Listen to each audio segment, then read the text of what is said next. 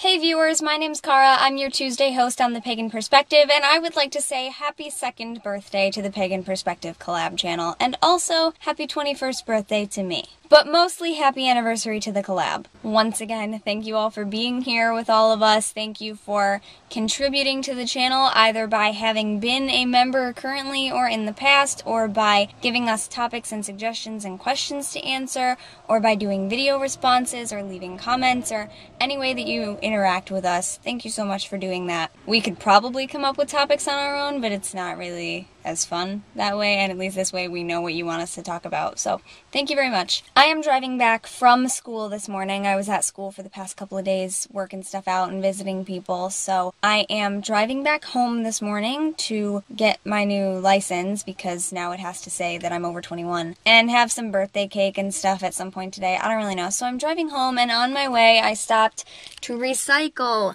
This is about 10 minutes away from my house. I am the one in the household that collects the recyclables, and I bring them here. So, you know, just your timely, friendly reminder to recycle, because there's probably somewhere near-ish, close by, sort of, to you, that if you don't recycle, you could be. I don't know what the topic is yet, because I have to get home and look at it, so we'll do that then.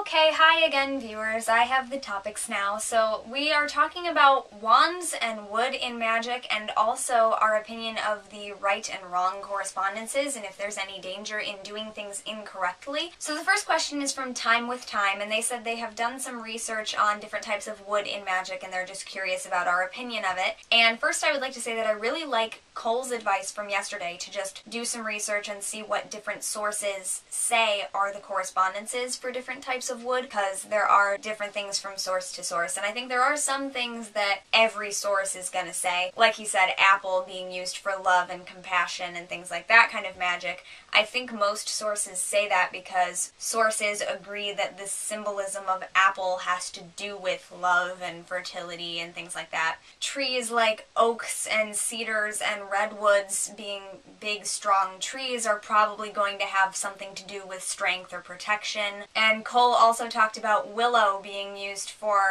mental things like meditation. I don't remember exactly what he said, but I remember him saying mental things, which to me makes sense because I think of willow as being a really wispy tree. Wispy is the best word I have for it, and just the wispy and wise willow, like Grandmother Willow, again, totally flowing and hanging out, kind of like the willow does, goes along with that. Dreams, and recently I've heard willow for wishes, and so that stuck in my head because of the alliteration. So I guess we've got wispy, wise willow for wishes is what sticks in my head about that. And there's a willow tree down by the lake, so I tend to know the correspondences for things that I have access to, so because there's a willow tree really close by, I have a little bit more connection with that. And a lot of pine. There's a pine tree right out there outside my window. Healing, protection, exorcisms, money, which I associate with just the green, fertility, which I associate with, you know, just the pine cone itself and the seeds, and the fact that we used pine cones as a masculine representation. Like Cole said, do some research, look at what different ones are, but to me, I just go with, what does that tree represent to me? Yeah, I don't know, I'm not really a connoisseur of woods, but I like trees.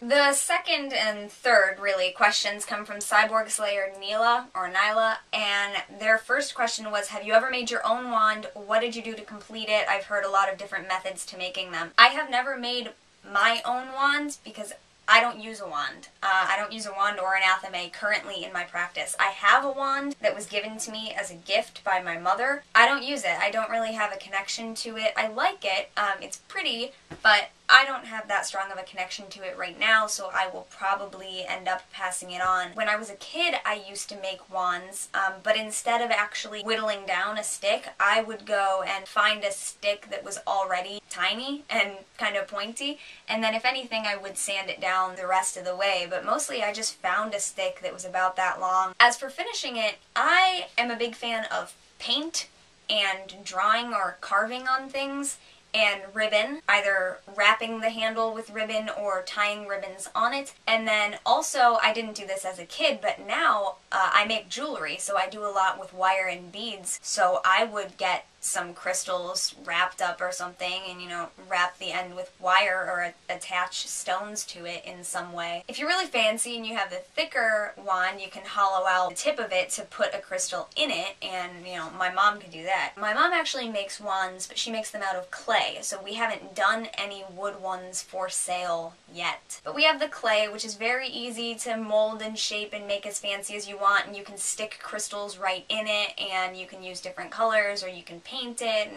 so I don't know, that's what we do. But yeah, there are a lot of different methods to making it. It all depends on what you like. Cyborg's second question was, which direction do you use to represent which element? Okay, for me, north is earth, east is air, south is fire, west is water. That's me. And I said that in that order because I choose to have my altar face north, and I start everything with north. So when I'm calling the quarters, I call north first and I end in the west. I know the other very popular version is to start in the east, and I believe that's because that's where the sun rises. And I also like that symbolism, but I don't know what it is. The first books I read, or just the first way I did it, it said north first, and to me, north being the top on the map kind of is what makes me think that, like, north is first. And I know it also makes sense because if you go from air down to fire, water, earth, it's kind of going down in the hierarchy, whereas, or what, you know, the levels. Whereas if you start with earth and then go to air and then fire and water, it's a little bit weird. And so when I read that recently, I was like, oh, okay, I could see why people would start in the east then. But I've just always started in the north, so that's why I do that. The other two kind of go along with this correspondence thing. Chrissy Rose asked, what is your opinion of the right or correct magical correspondences and novel sunrise? Oh, this was a really long time ago question because I just recycled the paper that I had it written on, and I did it at school, so this was months ago, sorry. Novel Sunrise asked, is there a danger in doing something in ritual the wrong way, or is it best for the practitioner to do what feels right to them? I've heard some pagans say to do what feels right to you, and others who say you must do it a certain way, or suffer the consequences. The consequences mentioned were things like problems with astral nasties or evil spirits, etc. that can be attracted by the work you're doing and cause you problems. What is your opinion on how to be safe in ritual from such things, and is it a real danger? Thanks. As I said earlier, you know, I started this video out with saying, you know, whatever the tree represents to you is what that wood will mean for your wand. So I am very much a believer in doing what feels right to you, but that's also, I shouldn't say but, I am a big believer in doing what feels right to you, and I think there are some really powerful associations to be made from using symbolism the traditional or correct way. People do things differently all the time, and Cole mentioned casting circle, so I'm going to use this as an example. Some sources I have read say always cast the circle in a clockwise motion because you are invoking energy, you're creating energy, you're building up that circle. Whether or not you always walk that direction in the circle, that has nothing to do with it. I'm just talking about casting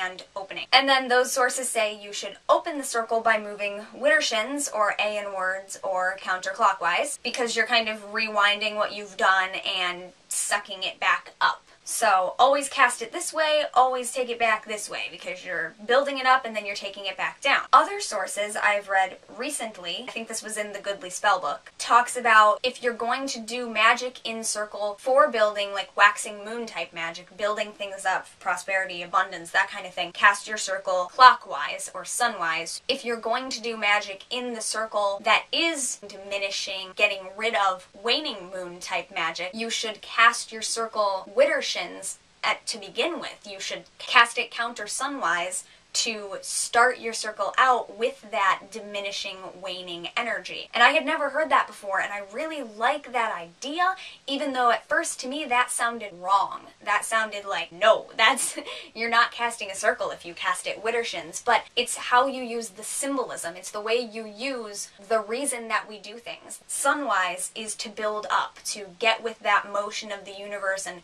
getting along with the flow. And the reason we cast, or open the circle widdershins, is because we're going against that energy, we're getting rid of it. So however you decide to use that representation and that symbolism is what I think makes sense. I do not think it makes sense, like, if you want to do something for a certain reason and you use correspondences that traditionally, normally mean the opposite. If you know that, then it's just like, why would you do it? Because the more correspondences you can build up with your magic, the better off you are, because, you know, the more symbols you get toward the thing that you want to accomplish, that helps you. So, I mean, if pink and red and purple and apples and ribbons and bows to you symbolize love, yet for some reason you use black and bananas and I don't know, whatever else, but like, if you use the things that do not represent that to you, that's what I think is wrong or incorrect, because that's not going to work for you. But if you're the kind of person that associates bananas with love, then use bananas. Just the only way I think you can do it incorrectly is if you're using something that really just in no way represents what you're trying to do, and then it's just like, you're not helping yourself, so it's not going to work as well. I don't think there's any danger from evil spirits or astral nasties or anything like that if you do that. I think the only thing that you have to worry about is whatever you're trying to manifest isn't going to. You haven't put that energy in it. You've put something opposite of your working. You're purposely working against yourself, and so I think the only danger really in that case is you.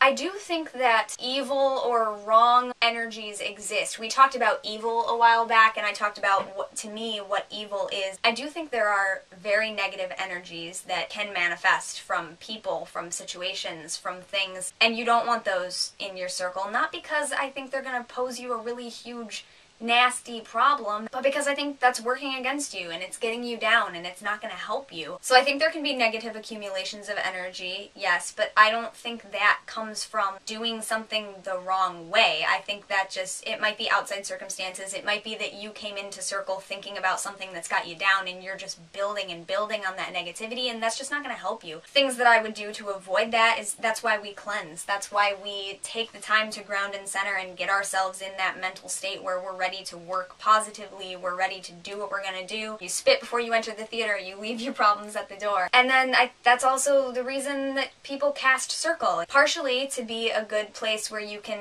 contain the energy that you're building up until you are ready to release it, but it's also kind of to put you in that mindset, to give you a space where you are doing what you're going to do and anything else is out there and they're not gonna get to you, they're not gonna influence you. But yeah, I agree, there are definitely people who will tell you that you should do something the same way every time, and that if you don't do it that way, it's wrong. And I also agree with what Cole said, that the reason we do things the same way over and over, the reason we build up traditions, is because as you do something over and over, it becomes a ritual for you. It becomes a tradition. It gives it more meaning. So yes, there is a huge significance and a lot of power in doing something the way that people have been doing it for centuries. That's a big deal. I also, however, think that if you come up with something that works for you that might be a little bit different than the overall tradition that's been going on for years, as soon as you come up with it, if you keep doing it that same way every time, you're building your own tradition, your ritual. That becomes your